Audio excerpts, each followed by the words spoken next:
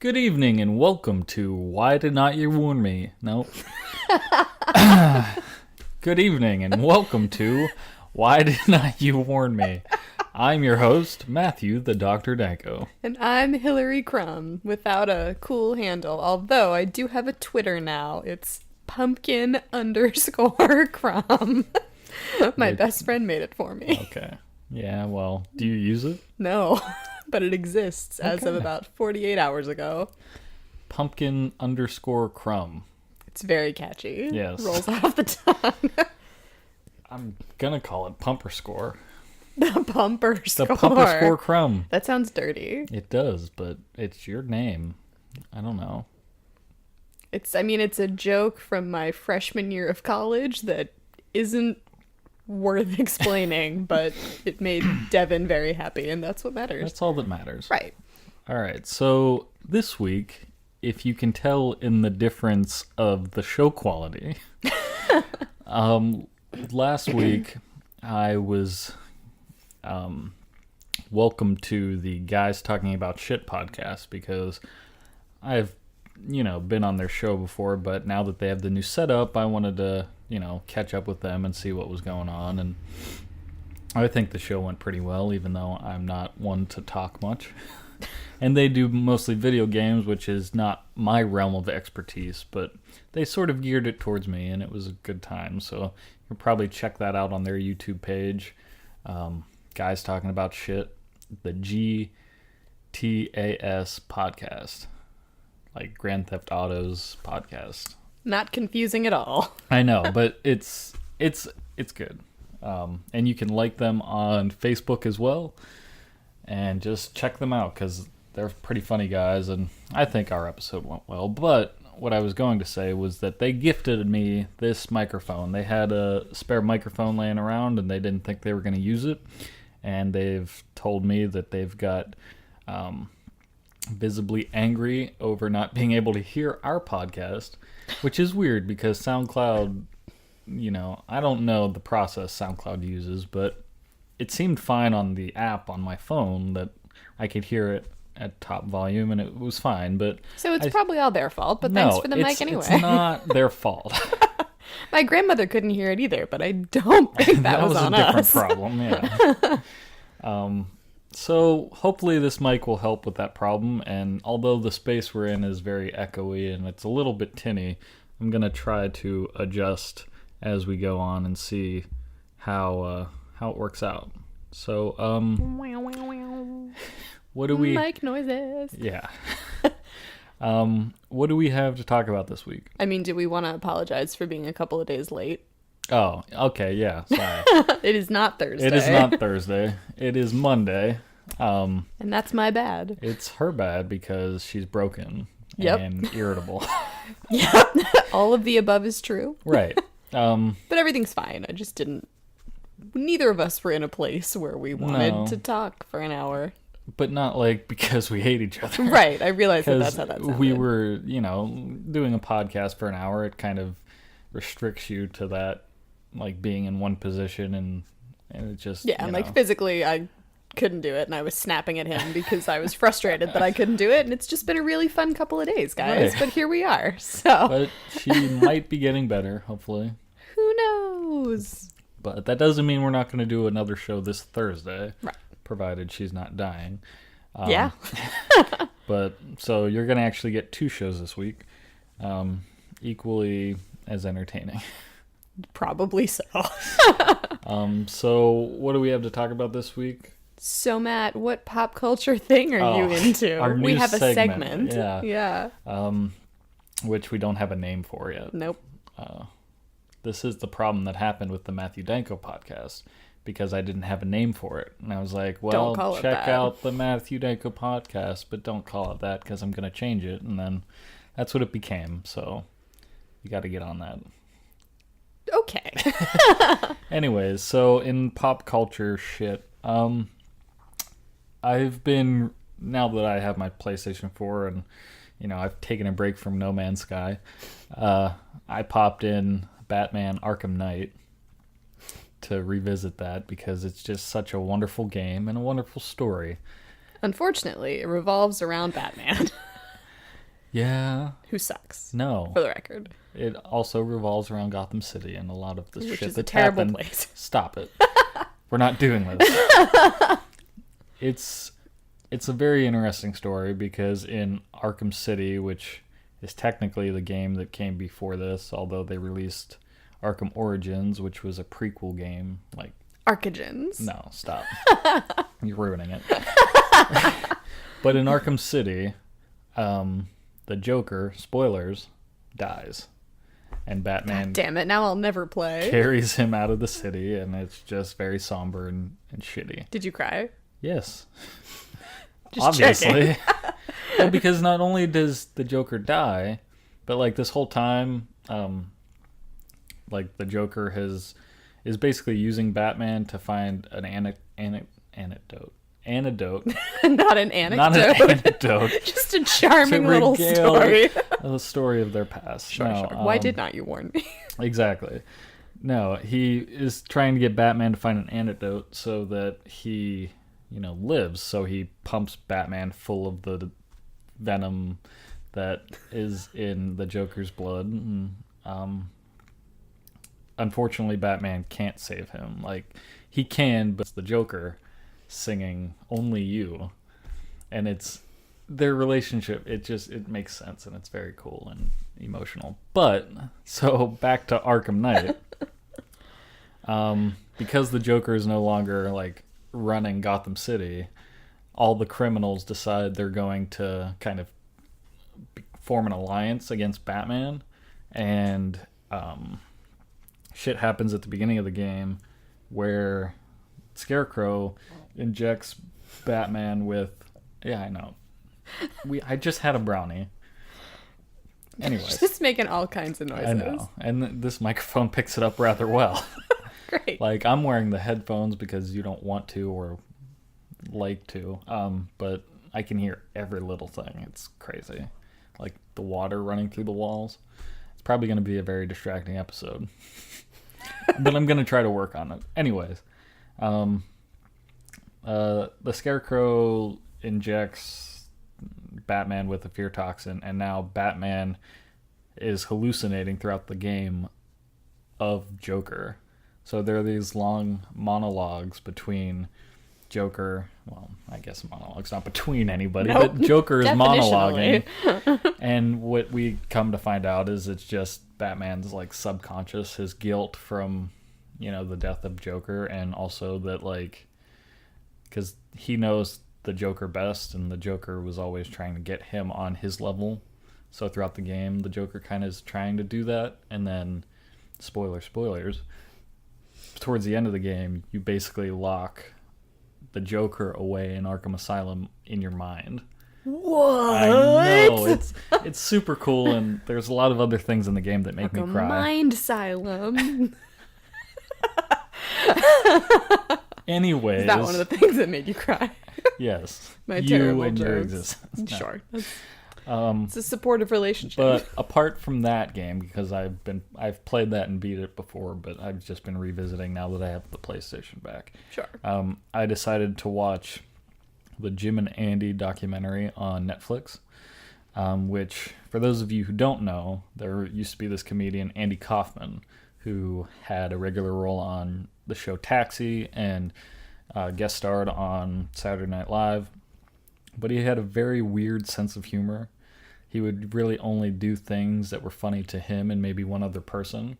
It's sort of the way humor has developed now in some ways. But the other thing was he would always take his jokes to the absolute limit.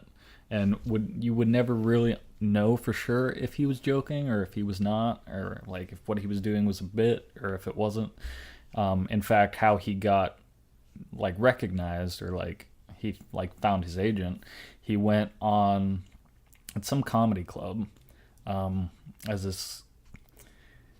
I don't know the details from the movie, what's accurate and not whatnot. Sure. You got there. Yeah.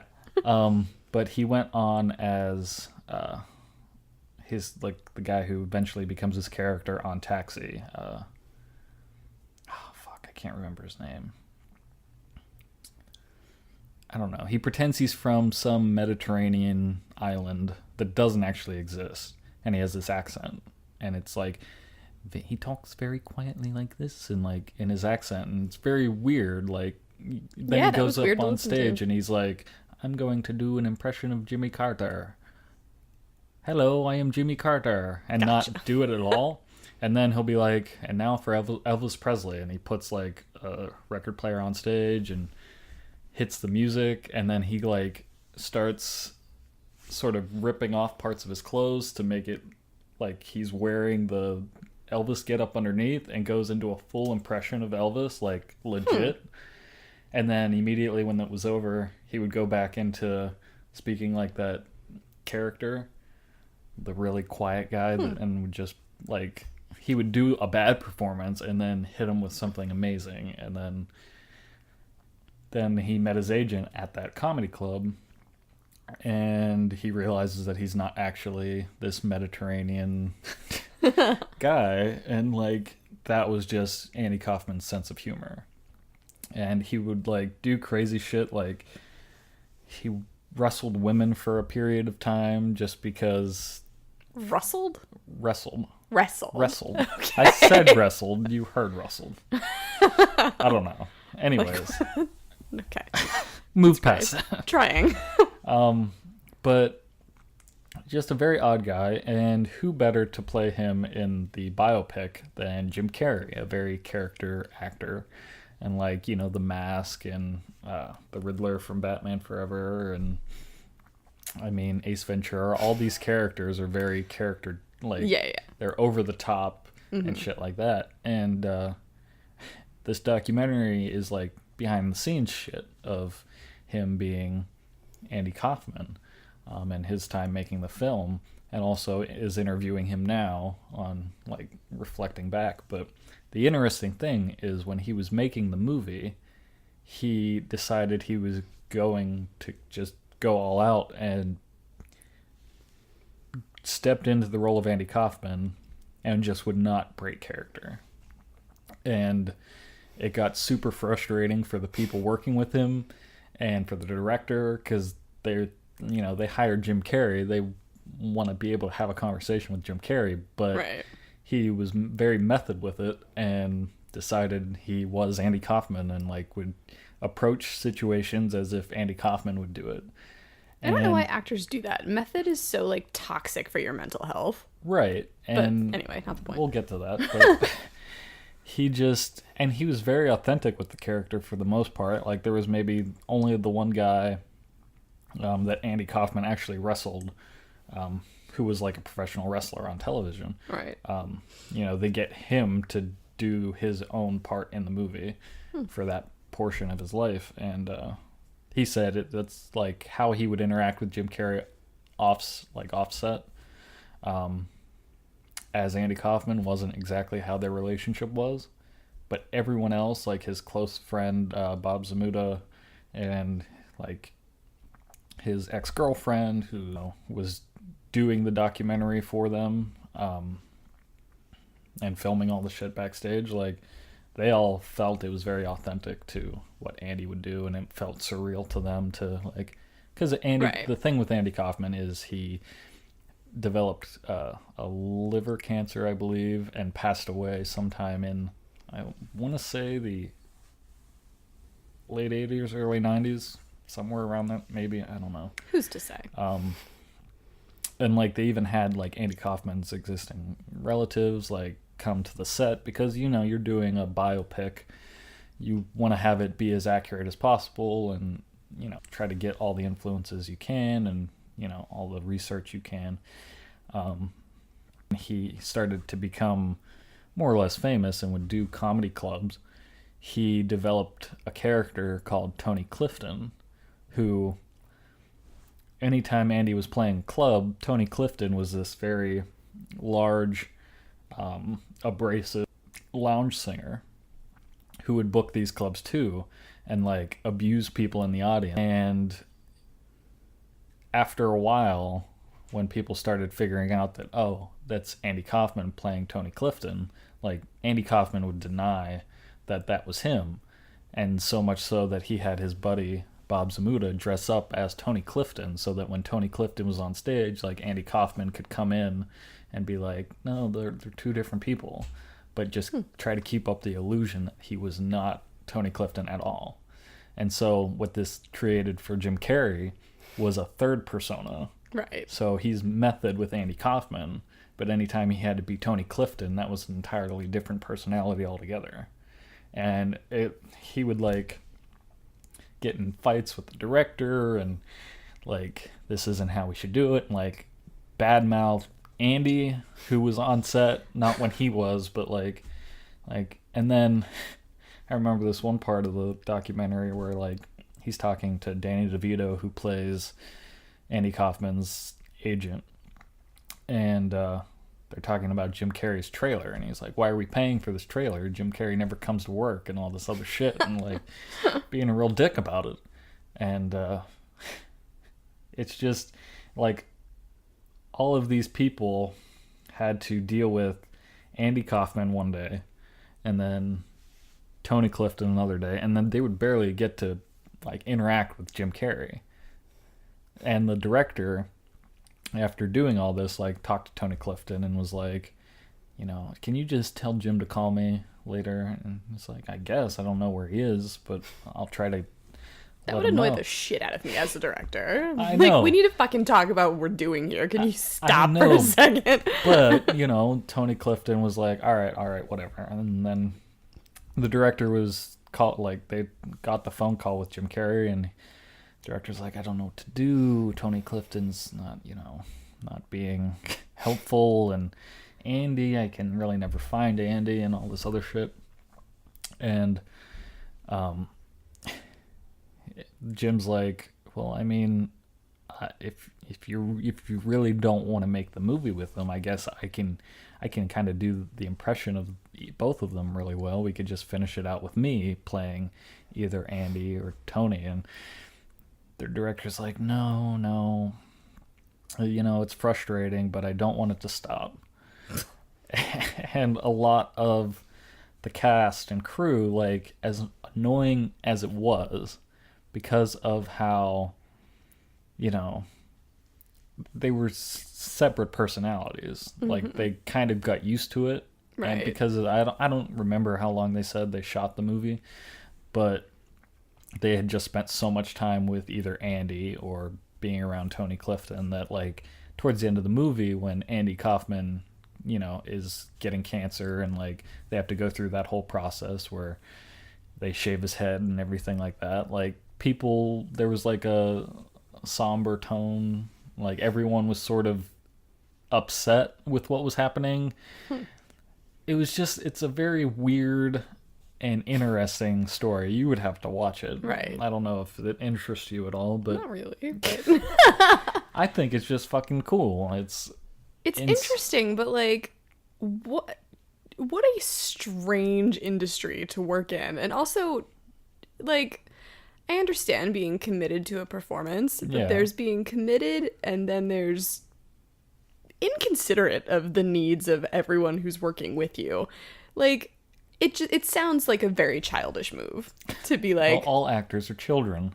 Right, and we pander to that constantly. Yeah. And I mean, like, we've worked backstage with people who commit really hard, right. And honestly, like, it's, you know, cute and quirky for a minute, and then it's fucking stop touching that. That's not yours. Like, you have to be able to separate actor as actor from actor as character, and I don't think that I would be able to humor that. No, I don't think you would either. But again, if you knew Andy Kaufman as a person, it kind of makes sense, and I think it was a good choice to go with Jim Carrey. I mean, like, unfortunately, what happened afterwards was he was like, I didn't know who I was anymore. Like, I didn't know who to be, because for so many months I was, you know, in Andy's shoes and doing what Andy would do, that I just didn't know what else to do. I don't know what happened between that movie ending and now. Like, I know what Jim Carrey, based on the questions the guy was asking, but he didn't really, because he's made movies since then. Right. So he has done a few weird things since, but like, like Jared Leto weird. Like he's been Right. sort of, Jared gently Leto? weird. Wasn't that the Joker? I mean, the new Joker. Yeah. Okay, not. He sent okay. like dead rats. I wouldn't describe as weird. I would describe as sad Yeah. because okay. of how the story ended. I know. But yeah, Jared Leto was just fucking weird. Yes. So if I Jim agree. Carrey's weird, then it's been gently off the radar. Probably just mental health and personal relationships Right. weird. I mean, I know he paints now and like Good for him. does an interesting thing, and after they wrap shooting and Jim steps out of the shoes, I guess they had one more thing to do. Like REM does the theme, and wanted Jim Carrey to be Andy Kaufman in the music video, and like there's footage of them, like they have everything set up in the studio and they're just waiting for Jim Carrey to that door, and didn't want to like step back into the shoes, like he had stopped being Andy, and like it would. I think for him it would have been hard character, especially for I don't know how long it takes to shoot a music video, but Yeah. like it just, he had already said goodbye to that. And if you watch it and see how he talks about it, it was definitely a thing that spoke to him, like the Andy Kaufman as a person and as the character. And like even in the documentary he says like every movie is sort of a manifestation of what I'm feeling at that time. Like the Truman Show, like he was in the spotlight and very much being watched by everyone, and he just felt like he had to step outside the dome and all this other shit. And yeah, I don't know. It's just a fantastic documentary, and if any of you are interested in it, I'd suggest watching it. We'll just take it. I don't want it anymore. What am I taking, darling? What are you doing? What are you reading, watching, playing? Mostly just reading. I'm playing with emotions, I'm reading a book called The Astonishing Life of Octavian Nothing, Traitor to a Nation by M.T. Anderson. Quite a title. Yeah. I picked up the book at Second and Charles because it was super cheap, and John Green, who's an author that I adore, Wait, I'm you sure like I've John mentioned Green? before.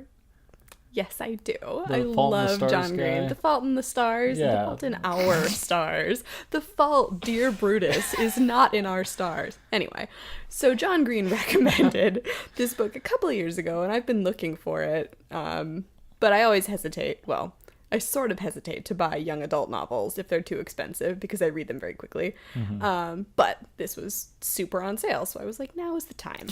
To seize the day. That was beautiful.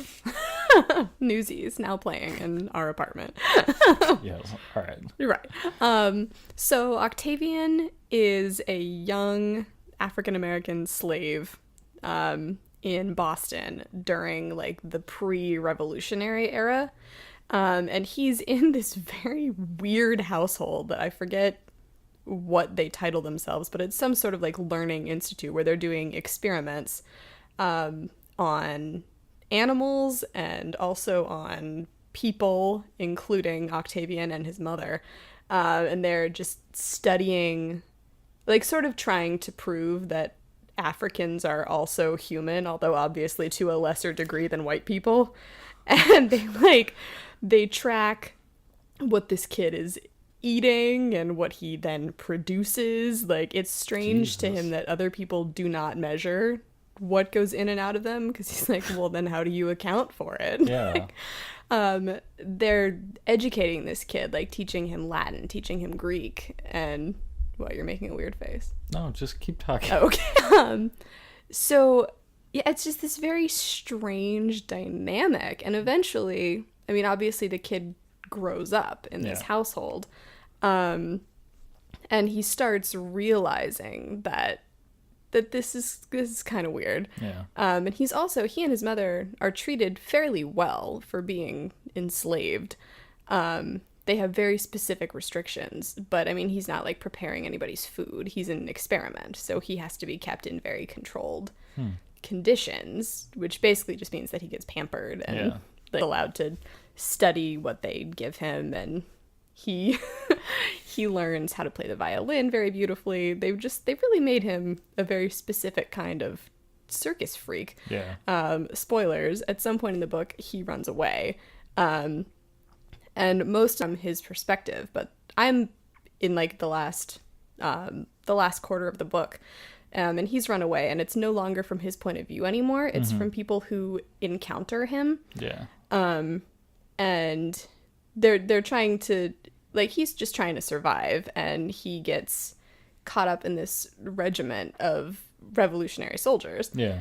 Of the traditional skills of a slave. Like, he doesn't cook, he doesn't clean, he doesn't chop wood. Like, he plays violin and he speaks Latin. What the fuck are you supposed to do with that? But yeah, it's an interesting book. I was a little bit disappointed to learn that M.T. Anderson is a white guy.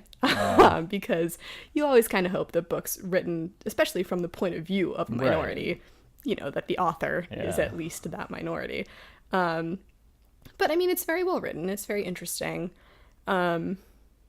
Nothing super, you know, out of this world amazing, but, you know, I'm not gonna mark it as a fail. Generally, the books that John Green recommends are very good. So yeah, and you live by him.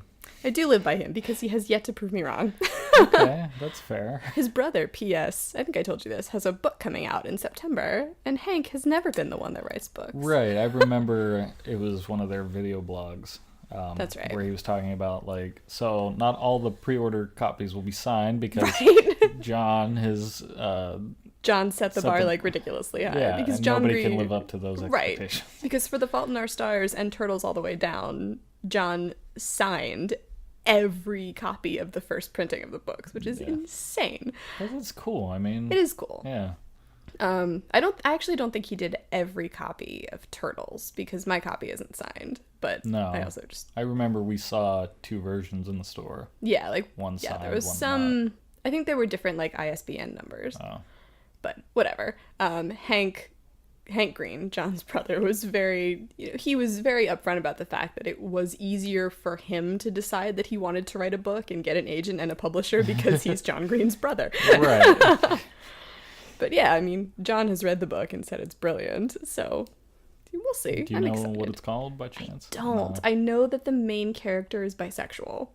That's really all I know about it. Great. But that's not the title. Hank is fairly by himself, so all by him. No, he's married and has a baby, so he is not all by himself. Anyway, so that's what I'm reading this week. What else are we going to talk about? My favorite topic. Prison break. Prison break, as the theme song goes. Yeah, you know. Whenever anything exciting, like cut to a commercial, Matt goes, prison break. Well, because, I mean, when I watched it in school, I was in high school when I found this because my brother showed me it. And then I started showing my friends because I just, like, usually if I like something to the degree that I like Prison Break, I go horde.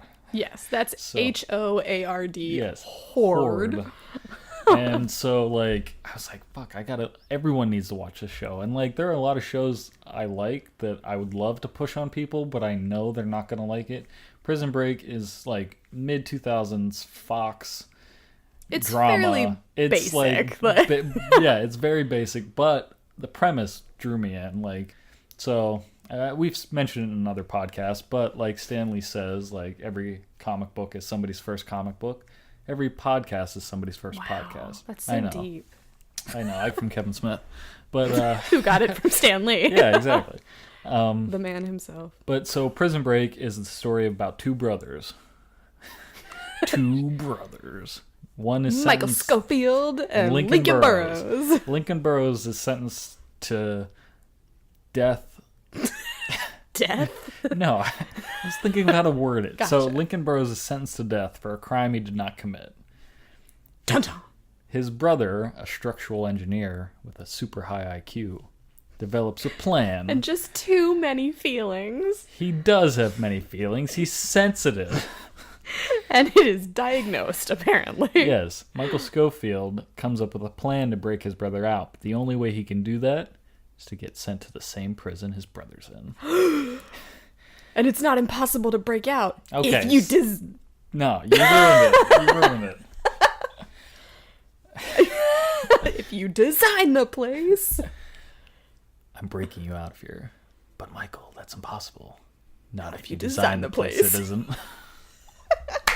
One of my favorite lines. But so It's very capital D dramatic. it is. TM. The place Michael Schofield worked did some Before his prison break. did some reconstruction on the prison. So his firm had all of the blueprints and just all the information. He's speaking he very needs. firmly to shut me up right now. Yes. So he designs this tattoo because when you get sent to prison, that's all you have on you is your body. All you have Is it on not? you is your body. Is it not?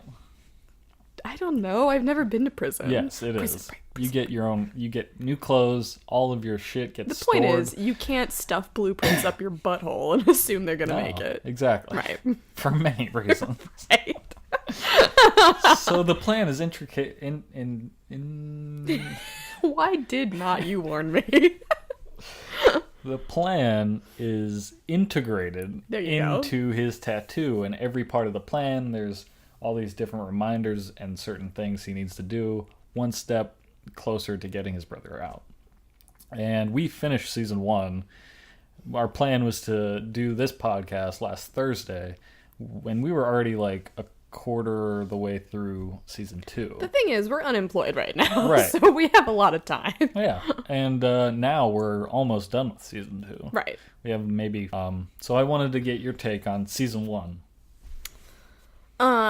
What you liked, didn't like, all that jazz. I loved how the season ended. Yeah. It was a very solid clip out of prison. But the plane that was supposed to save them didn't show up, which No, is a bit of a theme. showed up. It showed up and then it left. The plane was being like rushed off the runway. Like, you can't be here. They felt something was up, and then they hear all the like sirens in the area because they've escaped prison. So Right. cops are chasing their tails. And the plane takes off when they finally make it to the runway, and they're like, what do we do now? We run. And then Boom. boom. Prison break, prison break, prison break. Yeah. Yeah, I mean, like, it's... Matt keeps wanting me to have these, like... I just want to know, because you don't watch TV that much. Right, I don't watch a lot I of mean, TV. we made it through the 100 up We to did. the present. And Which was a challenge. this is insight, and like, the writing's not 100% great, No. but I think Prison Break, in my opinion, is better than the 100. The difference between the two really is the age difference. The difference is also that in the 100, there's more than, like, one female character. Okay. Well, because they keep killing them. They have, like, 2, and then one dies. And you're like, oh, so we're back to just the doctor. Yeah, well, it's also a male prison. Not anymore. No, now they're just on the run. Right, and they're still just not running into that many men. That's... What? Women. Or women, sorry. But, I mean, yes, maybe if you made the lead detective, the special agent That would have been Mahone, cool. a woman. Or some of the people in the company. Like, the more important people in the company. We're not in season 4 yet. You did not ask me what I thought of season 4. You asked me what I Well, thought the of thing season about 1. Prison Break that I told you is that it was planned for many seasons. I'm very happy for Prison Break and I'm the team that they saying- assembled. What I'm saying is that, you know, they had all these connections and loose ends and Right. like new characters they were going to introduce over the course of 4 seasons. I mean, I think they had through season 6 planned, but they Well, that only didn't made it happen. to 4 and then was revived for 10 episodes Right. for season 5. The problem that we are going to run into with television shows, I think for the rest of our lives, Yeah. is that you get very passionate about TV, and I, like, with a couple Don't. of rare exceptions, I very much don't. I know. Or, like, I'll get really into something for a little while, and then I'll get bored of it. Okay, well, we're going to finish Prison Break. I know we're going to finish it, but the Regardless. problem is that I'm not going to be able to have these impassioned conversations that you want to have. I just wanted to know what you liked and didn't like as a non-TV watcher. Like, the shows that you've seen and have Right. finished. List It's some of them. fast paced. Oh, the shows that I've Yeah. seen and have finished, Gilmore Girls. I'm a Right. huge Gilmore Girls fan. Pretty much everything Joss Whedon has ever done, which is a different conversation. What What else? I liked the 100. Yeah. What have we watched? I mean, I all really the way liked through. I liked The Good Wife a lot. I'm not caught up. I think that show's actually still going. House. House, I liked. But you haven't seen all of House. No. Yeah, I mean the problem is like I'm just since not we that don't have invested. cable, like, oh, Suits. I really Suits. liked Suits. Well, USA a does lot. some great shows. Yeah. Psych. Yeah, so I mean the shows that I like, I think tend to be the ones that have the witty banter, which Prison Break does not have. No, but then it is witty. Okay, well, we'll get back You into just that. don't watch television, so the Right, jokes I mean- go over your head. Hurtful. They reference television a lot in the show. Well, is I what don't I'm saying. find that as witty as you. So I don't know. I mean, like I'm enjoying Prison Break. I'm caught up in the plot. Some of the characters I like. I love Sucre. If Well, anything he's happens amazing. to him, I'm gonna kill everyone. Spoilers, it doesn't. Good. Teabag should have been dead already. Yeah, Like of the people that got broken out of prison, the Fox River 8. okay, the only two that were like actually dangerous criminals, because I mean Haywire is dangerous, but that In a was different for way. yeah, Yeah. he's mentally ill, Yeah. which is Spoilers. right. He's a mob boss, like Yeah. that's fine. Like I'm not Makes sad sense. about that. But so of 8 people, only 2 of them are dangerous. One of them is dead, and the other one is a pedophile, and he's Yes. still out there interacting with adults and children, and that I can't deal with the fact that we have to keep it's Character. fun to hate. No. Just like I he's hate the creepy. character, but the actor is amazing. I don't care about that as much. I know you don't, because you don't appreciate it. But like, I mean, we have the guy who, C-Note, who, you know, shouldn't really have been in jail because he was just doing the right thing. And even once he breaks out, he's just trying to get to his wife and his daughter. And he only, spoiler alert, ends up getting caught because his little girl gets sick and he's not going to let her die so he Yeah. can be free. Like, and then, I mean, Michael and Lincoln, that's a whole complicated deal. Tapestry. You're right.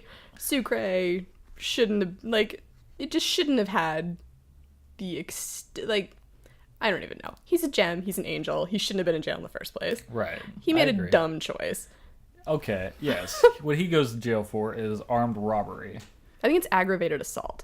Not assault. Aggravated larceny? No. Okay, fine. I trust you. I mean, he literally robs a place I with know, a gun. with a gun. Yeah. Aggravated armed I don't know. robbery. I don't know. You're probably right. He pulls a gun on a convenience store clerk. And the thing is, like, because he hits the place a few different times, the first time the clerk is like, here, take all of it. And he's like, no, I only need like $100 bill. Right. And then leaves. And then he comes back when he's proposing to his girl, because the first time he was buying them dinner or whatever. And Right. he's like, I need a little bit more. And he's like, here, fine, take whatever. But his cousin, who was Who jealous wants the of him, girl. who wants the girl, calls the police and Just a gets him dick busted. move. Just a dick move is all I'm saying. Right. But, like, I would bet you that gun didn't have any bullets in it. Exactly. Because, yeah. Like, as stupid as it is to rob a place, like, Sucre wouldn't have He done wouldn't have killed anything. anyone. Yeah, like, even if exactly. it came to that, Yeah. he would not have done that. And then who else? Haywire's just crazy. Tweener's a little shit, but like He went to a maximum security prison because for he grand stole larceny. because he accidentally stole a baseball card that was he worth stole like a binder of baseball cards. and one of them was worth a lot of Yeah. money and he had no idea. Honus Wagner. Great. And like Tweener's a little shit because he ends up like tattling to survive the prison. Okay, But yeah, he becomes the snitch. and you know, snitches get stitches, Yeah, as and the saying goes. the CO Brad Bellick takes him under his wing Bellick's and the like worst. is like, I want to know what Schofield's plan, and then he rats him out, and so they have to out of schedule and just fucks everything up. And then when they break out, Michael Schofield's like, you go your way, we'll go ours, and they separate, and they don't really bump into each other until this other plot line comes into play. But Right. Yeah, so I mean, I also like the other thing about the shows that I like with, yeah, and like other than Sucre, I'm kind of lukewarm on everyone. you're lukewarm on the brothers. I mean, what about LJ? I do love LJ, but we Yeah. haven't seen him in a I while. know, but just Look at you. I'm trying to think of who else is out there. Yeah, I mean, like, I like Sarah. Yeah, she becomes a bigger part of everything. Good, because she's the only woman they have right now, Okay. I think. I mean, no, we have Mari Cruz. You said Mary Cruz never becomes a big character. She's enough of a character. Look, So I that's get one they and a need half. more women, but at the same time, the women, like, goes forward. But Okay. when we end this season, you'll understand. But we do get 2 more women characters. Wow. I know, and a bit more together. Okay. So I bottom thought line, she was a bigger part than she was Gotcha. in this part of the series. But So bottom line, I'm enjoying Prison Break. We're gonna keep watching. Yeah. I'm not as passionate about it as you are. obviously, no one's more passionate than I am about Prison Break. That's true. Are we moving on? No, I was just... Well, I mean, we are. I was just going to say I made a video in high school about... He did. The project was to create an alternate ending for something, and my buddy, who also watched Prison Break, before I even introduced it, wanted to do a TV instead of a movie. A TV show. A TV. TV. I want it to And, be on the TV. So I portrayed Michael Schofield. Did not shave his head. Had not, hair yeah. down to his shoulders. It Yeah. was glorious. Michael Schofield wears a buzz cut. and Matt wore his flowing mane. I did. And, like, the thing was, I had all of the costumes and outfits and He still everything. does. We got one of the school security guards to be in the video. It was great. The production value was through the roof. The story did not make sense at all. No. But we used music from the show. It was fantastic and fun. On the note of the music, there's like one point where they're in prison and just randomly the song that wasn't yet the house theme starts playing, and I'm It's like, through a wait, flashback. what? Yeah. Massive Attacks, Teardrop. Because I have that on my iPod. But I've binge watched enough House to be Yeah. like, huh. But if you watched House on Netflix, it It's wasn't the different. same theme song, and I was Okay always with that. mad about that. I'm sorry. It's okay. So now, Now we can move on. wrap up. Yeah. Prison Break. Exactly. We wanted to talk, like, I don't know, I wrote down State of the Union, but Fuck that. the only thing to say is that it made us both really sad, Yep. and nobody has asked Trump about Wakanda yet that I've heard of, so. And also, I saw some graph that said that, like, because people are saying, well, you know, all public figures lie, and I want to see, you know, a comparison of, you know, lies Obama told. Trump's, on, like, a dual-axis graph, like, Trump's line was almost vertical, and Obama told, like, 18 lies over the course of his presidency or something. Wow, over the course of the presidency. Right, and Trump in Yeah, the first in, like, year, it has, like, a straight line. Well, the thing is, they always fact check Right. everything, basically. Yeah, anything the Anytime- president speaks, yeah. whoever it is. Like, but Trump, like, almost everything is either an exaggeration or needed context. Like, Right. basically just buzzwords and shit like that. And he was very much using, like sympathy and, like... Yeah, picking people out of the audience, yeah. like America. Now, I don't know Okay. how... Like, I've watched at least the State of the Union addresses that I've seen, like, through school and, like... Because I would... Probably when I was younger, I would never just choose to watch that. Yeah, my mom would be like, we should watch this. It's Yeah. important. And I'm like, okay. Right. But, like, it wasn't until I had to do it for an assignment that, like, it became more aware of the fact. And so, like, we watched it and just, like, immediately afterward, we watched Trevor Noah. Who's a delight, by Because the way. that makes it better to see, like, somebody that you like and that's smart. Like, And well-spoken. And just, yeah, able like- to be like, ah, yeah, exactly. all together. And from everything I've seen on television, like, with the exception of, like, Fox News, everyone has the same opinion on Trump. Like, all of the entertainers and, like, just a lot of people just is like, what is this guy talking about? Yeah, I had to stop watching. Like, I used to watch a lot of the, like, news-based comedy Yeah, stuff like because... The Daily Show. And Right, the Daily Colbert Show, Report. Colbert, Seth Meyers, you know, like... John Oliver. Right. Yeah. And John Oliver I will still watch every so often, but it just it stopped being funny when it got too close to Trump actually being president. Yeah. Yeah, and like since it happened, it's just like it's just sad now. Yeah. Because how do you even deal with that? I mean, I've taught 4-year-olds that have a better understanding of, you have to tell the truth and you have to share, and it's not always about having the most watched State of the Union, which in fact it wasn't even. Like, Yeah. But anyway, it was sad. We didn't like it. Matt curled up in a ball afterwards. It was a lot. And we watched Trevor Sensitive. Noah, and it made it better a little bit, but not really. P.S. Read Trevor Noah's book, Born a Crime, because that was brilliant. In addition to being just super, super funny, he's also very well written. Yeah. So, anyway. And then what else do we have to talk about? The other thing on my list, and I'm going to read this exactly as I typed it, apparently while drunk, but not really, is Fumble, Fore sexuality, which decoded, I believe, means that we wanted to discuss the portrayal of Dumbledore's sexuality in the next Fantastic Beasts movie.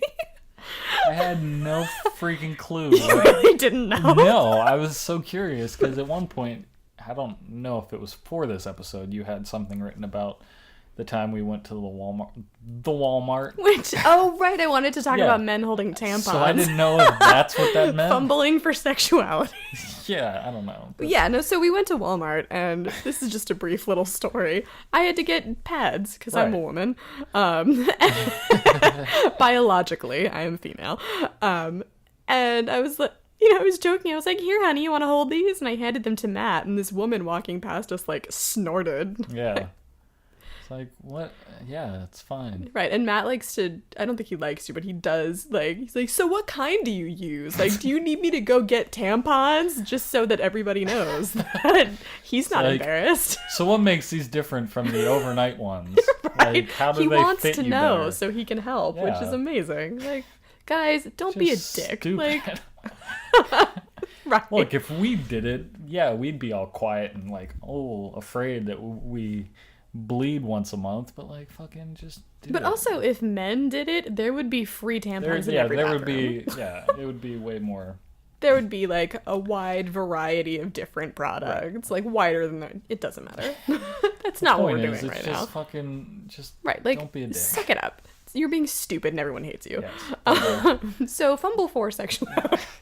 Now it makes sense. So, it got, like, somebody tweeted, or David Yates, I think, said something about how they were not going to be overtly discussing Dumbledore's supposed homosexuality with Grindelwald in the second Fantastic Beasts and Where to Find Them movie. Yeah. And because J.K. Rowling has tweeted that Dumbledore is gay. And that, like a long time ago. And I think we might have even mentioned that on this podcast, my issues with with authors editorializing after the canon has been finished. Right. Yeah, so she, spits out a tweet several years after book 7 has come out that Dumbledore's been gay the whole time. And now there's, a film franchise they're, in the works with young Dumbledore. And Tumblr's... Yumbledore, exactly. Played by Jude Law. Right. And Tumblr is freaking out because of the revelation that they're not going to directly address the sexuality. And I have mixed feelings on it. I had mixed feelings on the reveal in the first place because it's not that I think that it's inappropriate for Dumbledore to be homosexual. I think that that Dumbledore's sexuality is irrelevant because, he's an old grandfather figure. And right, I don't... He's the principal of the school. Right. If it makes you feel better to think that he's gay or makes you feel better to think that he's straight, it doesn't affect the story in any way. And it also just doesn't read one way or the other in the book. Like, if you interpreted that yourself reading the book, great. Fine. But, it's only based on the fact that Dumbledore has declared him gay, that, a large portion that Rowling declared him gay. What? That J.K. Rowling declared him gay. Who did I say? You said Dumbledore. Well, he declared it too. Himself gay. Did he not? Theoretically. But, since she is the god of this wizarding world, a large portion of the Harry Potter fans, both book and movie, have just taken that as law, that he's gay. And there is a shocking lack of representation in those books Yeah. of LGBTQ characters, and I mean characters of color and everything. Like, we were talking about this the other day, that I hate this excuse more than anyone. The books were written in a different time, before we were scrutinizing everything, and it's quite possible that if the books were written today, they would not have taken off the way they did, because, you know, they're very whitewashed, they're very straight. Yeah. The way that the books exist, unfortunately, is the way that they exist forever. Right. And fans are welcome, readers are welcome to interpret characters as they want. But my issue with J.K. Rowling editorializing is that you can't rewrite the text. Mm-hmm. You can't take the story and make it something that it isn't. And that's why I Tell that to the people who wrote the Bible. Crazy fandom. Yeah, like, imagine there's like, well, I guess there is, it's church, but imagine there's like a Tumblr fandom of people that love the text and want to throw up the quotes all the time, but that's another thing. But anyway.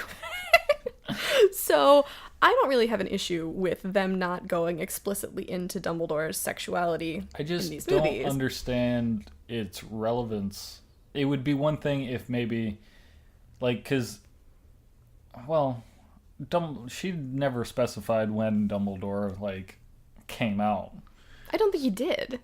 What do you mean? I don't think he came out. I think that he and No, Grindelwald at least did some gay stuff when they were teenagers. when they were teenagers, but I'm saying the movie takes place when he's like, well, Jude Law's in his 30s, 40s. I don't know. And Johnny Depp is Grindelwald. Right. But And that's a it would fucking be different one issue. thing if it was a story about Dumbledore, like, his journey, Right. where it would probably make sense to touch on his sexuality, but at this point, there's a lot of other shit he's dealing with right now. Right. That throwing in, and let's... Yeah. I don't know. I just don't see how they could...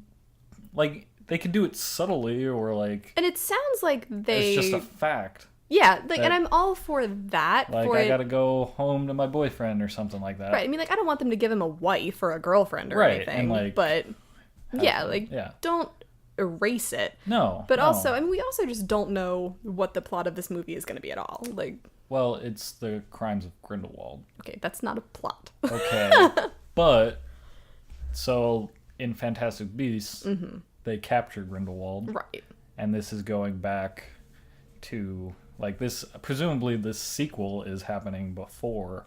I don't think, Oh, I did not know that. I mean, I don't Okay. know what information's on So this. it's We going didn't back do to any when they were research. younger. No, I mean, well, Newt Scamander's in the movie.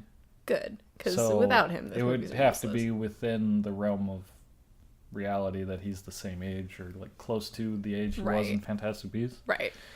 Yeah, and the other... It just seems like this would be taking place slightly before they have him in custody. Right. I don't I know. don't either. And, like, one of the things that we were talking about, my other, like, specific issue with this is that, like, with the Fantastic Beasts movie, anything that they did was not gonna... It wasn't gonna affect the canon of the Harry Potter text in any way, because the only time Newt Scamander is mentioned is as an author of this book. Right. And, like, so that they could make a whole fantastical story, whatever they wanted it to be. But once you bring Dumbledore into it, Dumbledore very much affects the Harry Potter universe. So like, any directly. decisions he makes or actions he takes Yeah. will develop his character that we know later on. Right, and you can't rewrite that text. So, I don't know, like, if they addressed his sexuality directly, I don't know, I mean, it just, the Harry Potter books, there just really hasn't been a lot of sexuality. And I mean, you know, there's the teenagers, you know, kissing in dark corners, and yeah, more of them probably should have been gay. Because, I mean, that's just the way that real life is. Right. But I don't know. I mean, yeah, I don't know. And it could make me a bad ally. And, you know, honestly, Go just ahead. because I haven't read a compelling argument against my point doesn't mean there isn't one. So, Right. you know, I keep reading the arguments about it because I try to be very conscious of stuff like this because, you know, I'm a straight white female, so I try to check my privilege as often as possible. So if anyone has come up with or like found a more cohesive argument for why, you know, this is more problematic than I'm finding it, I would love to look into it. But that's just how it came across to me. Well, yeah, I mean, it's definitely not about excluding it. Right. If that's how they're deciding his character, like, because J.K. Rowling's heavily involved with these movies. Yeah. Like, and that's the other thing too. It's not that this exists as a text already, like the Harry Potter books did. Right. They're making a movie set in the universe, and like even Fantastic Beasts and Where to Find Them wasn't a book that was like an adventure story. It was a factual textbook about what beasts exist in the Wizarding world. Yeah. So giving us the delightful Newt Scamander was, I mean, it was a charming addition. Yeah. But these are characters that already exist. I mean, even Grindelwald to a degree. Yeah. They could go a lot more creative with Grindelwald, I think, than they can with Dumbledore. Because we have so much of Dumbledore. And we only have like... We have mentions of him through Dumbledore. Yeah. Of Grindelwald. Now, I tried to look up the plot for this second Fantastic Beasts movie, but it just says it's the second Fantastic Beasts movie. So yeah, and like that's the problem. Is like without really knowing what story they're trying to tell, it's hard to come down definitively. Yeah, it's just with the title Crimes of Grindelwald. Right. So like at the beginning of the Fantastic Beasts movie, they show like it's not necessarily a flashback, but it's like Grindelwald. It's been a while since we watched it. Yeah, I'm trying to remember how it started. He's you don't see his face, but you see the back of him, and there's dark shit going on. Mm-hmm. But then by the end of the movie, spoilers, they capture him. So I would really hate for the Crimes of Grindelwald to be like set in a wizarding law room where they just have him on trial and like talk about his crimes and then like go back and yeah, I mean, like honestly, I want it to be a movie set inside Newt's suitcase, and I don't care about Grindelwald. I agree. Anyway. That should have been one of them. Because I mean, that was by far the best part. My favorite part of the movie. Yeah. So many cool creatures and just such a wonderful world. And he's such a wonderful character, and he's just so kind and sympathetic. And yeah, I mean, just that portion of it, that character felt like being introduced to that wonderful magical world all over again. Like. Now, I know it wasn't in the books because you can't really do it in the books, but in the movie, the third movie, because since you're playing with movie universe versus the book universe, sure. When Harry Potter is looking at the Marauders map, mm-hmm. Newt Scamander's on it somewhere in Hogwarts. Really? Now, I don't know how old he would be at that point. A lot of things. But if... like my hopes is that they keep Newt Scamander around for all of them because I think without him you have no franchise. Yeah, I mean it's called Fantastic Beasts. Yeah, but Fantastic Beasts and the Crimes of Grindelwald. I doubt it's going to be a lot about fantastical beasts. I know, which is such a shame. I don't know why they had to make it 5 movies. Like I don't either. It seems like a lot. Like well, JK, aren't you good enough? No, never trying to milk the Harry Potter stone. And like honestly, I hate that. I hate everything, pretty much agree. everything that has come out since Deathly Hallows. But, well, yeah, you have. I was surprised at how much I loved Fantastic Beasts and Where to Find Them. The movie. Yes, the movie. I like the book. I like the Quidditch book and... Yeah, you're way more about like the factual nature. I just want to know shit. Yeah, I just want a story. I want a 7-book series on the Marauders. Although honestly, now I probably don't because it's going to be garbage. It wouldn't be. It would be. Why would it be? I don't know, but I'm afraid. What if J.K. Rowling wasn't involved in it? Because that seems to be your only hang-up. I don't know. Also, it's been just about an hour, darling. That's great. We're not restricted to an hour time limit. Well, I'm restricting. Oh, fine. We have like 20 seconds left. Bye! Prison break. Prison break. Okay, we're done. I guess we're done. All right. I'm your host, Matthew, the Dr. Danko. I'm Hillary, pumpkin_crumb. Don't call her that. Check us out on YouTube, where there's no video. There's just our wonderful voices. And those using amazing... the platform for just audio. What are we going to say? I was going to talk about the amazing pictures that we selected. Our album cover. Right. And check out the Guys Talking About Shit podcast, because they're funny. I'm also on their newest episode. I don't know if it's up yet, but it might be by the time we... You can see his sexy, sexy face. That. I mean, it's all right. Wow. Like and subscribe to them. They're also on Facebook. And that's it. Yeah. So... have a good night, day, afternoon. Time of your choice. Good afternoon, good evening, and good night.